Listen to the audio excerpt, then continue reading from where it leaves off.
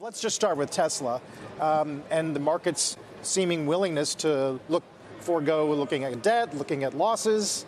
You know, we know, and we've talked about this many times, Tesla is a cult stock, and they've sort of checked the boxes to allow investors who are enthusiastic about Elon Musk and the future of Tesla to actually continue believing in the story. The latest one, they had a profitable quarter, so that sort of undermined some of the concern about Tesla's viability as a business. And they're also expanding in China, which is an enormous market where GM and other big automakers actually sell millions of cars a year. So if you want to believe in Tesla, Elon Musk hasn't done anything too crazy recently, and there's some signs that its viability as a business is decent. Alan, are you seeing more cult stories where you are? Well, I think it's a cult story. I think, it's interesting. Elon Musk was going to buy, go in private at 420, and it's over that price now. I think that it's reflective of the fact that public market buyer likes companies that they know and that they're comfortable with. We saw that in the IPO craze at the end of most of 2019. And now they're looking at the reality of the fact that there's losses. Now, you talked about a big 40% being a percentage of the loss of the companies that showing losses. A lot of that was biotech companies. So, and that's the nature of biotech companies. They don't make money for a long time. They usually get bought out by one of the big drug companies. But I think that I personally believe we're going into a period this year where people are looking at and saying, when will these losses end? Shareholders can't keep financing losses forever. Companies have to, at the end of the day, have some profits.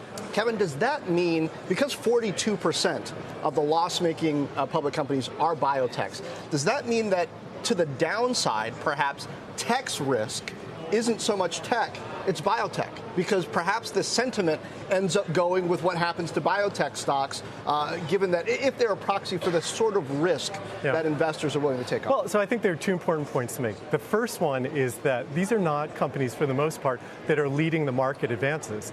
The companies who are leading the market advances overall are the companies that you've been talking about this morning. It's Amazon, it's Apple, actually a big one, more than doubled over the last year. It's Microsoft, at these companies. And so I'm not sure how much the story has changed for the loss-making companies. I think a really important point is that if there's economic shakiness, and this is to Alan's point too, companies look at, investors start looking more closely at cash flow of companies.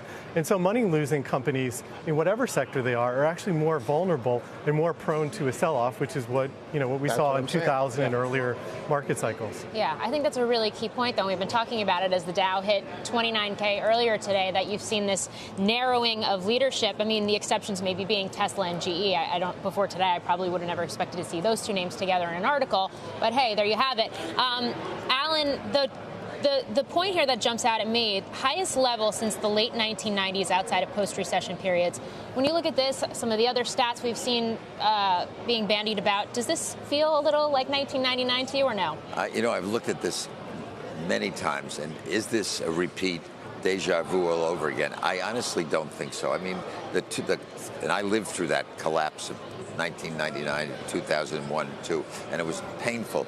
But there were a lot of companies that went public that should have been public. They went public prematurely because of public overexcitement about the internet, and the stocks were just.